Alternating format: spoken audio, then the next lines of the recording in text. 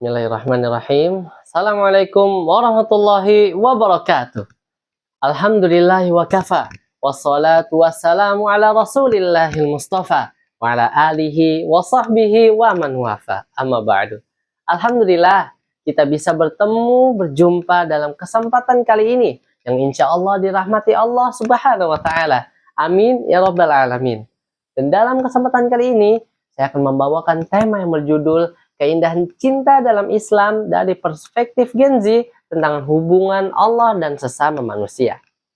Kaum muslimin yang dirahmati Allah Subhanahu wa taala, Islam memiliki ajaran yang membentangkan dua bentuk hubungan harmonis yang nantinya akan membawakan kemuliaan serta keselamatan bagi manusia di sisi Allah Subhanahu wa taala. Di antara lainnya ialah yang pertama, yaitu tata letak pada suatu hubungan yang mengatur antara manusia dengan Tuhannya, Allah Subhanahu wa taala dalam hal ibadah, atau secara bahasa populernya yaitu bisa disebut hablum minallah. Kemudian yaitu tata letak pada suatu hubungan yang mengatur antara manusia dengan makhluk lainnya dalam wujud amal sosial.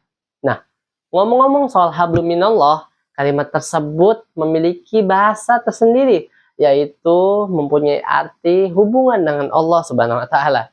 Tapi dengan pengertian syariah lain, hablum minallah tersendiri dijelaskan dalam tafsir At-Tabari, Al-Baghawi maupun tafsir Ibnu Katsir yang memberikan makna yaitu perjanjian dari Allah Subhanahu wa taala.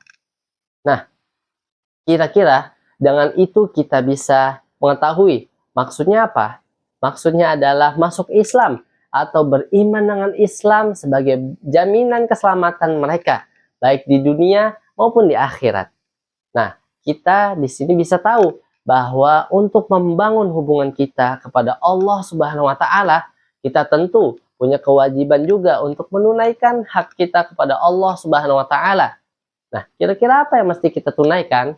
Hak kita kepada Allah Subhanahu wa taala, hak yang mesti kita tunaikan kepada Allah Subhanahu wa taala ialah mentauhidkannya serta tidak mempersekutukannya dengan sesuatu apapun, dan selalu menjalankan syariat-syariat Allah Subhanahu wa taala. Misalkan apa? Misalnya sholat. Misalnya apa? Misalnya puasa. Misalnya apa? Misalnya zakat atau hal lain sebagainya. Karena di dalam Al-Qur'an banyak ayat-ayat yang menyebutkan tentang perintah mengerjakan sesuatu yang berkaitan dengan hablum minallah, namun juga diiringi dengan hablum minannas.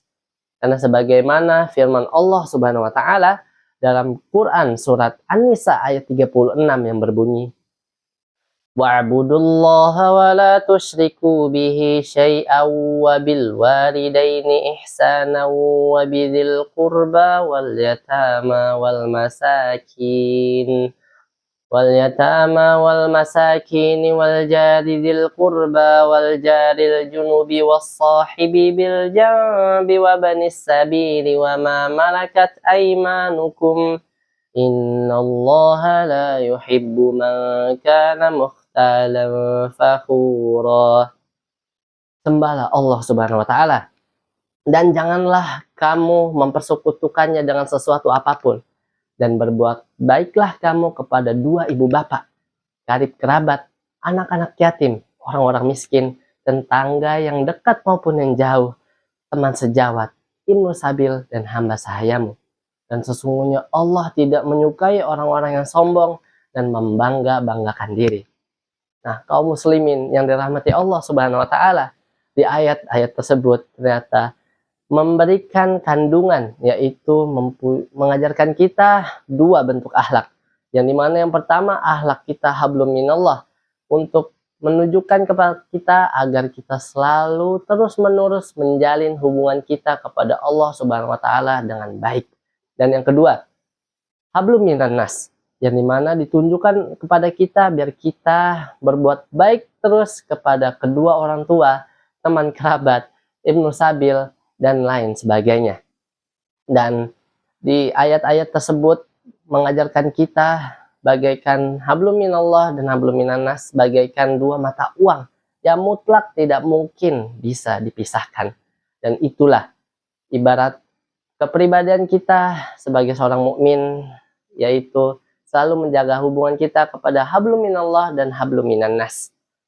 Dan kaum muslimin yang dirahmati oleh Allah Subhanahu wa taala, kita sebagai generasi Gen Z untuk selalu mengajak tinggalkan perpecahan, dan mari kita bangun kesatuan umat, dan semoga Allah Subhanahu wa taala selalu menuntun kita kepada jalan yang benar, di mana kebenaran itu akan memunculkan suatu kebenaran.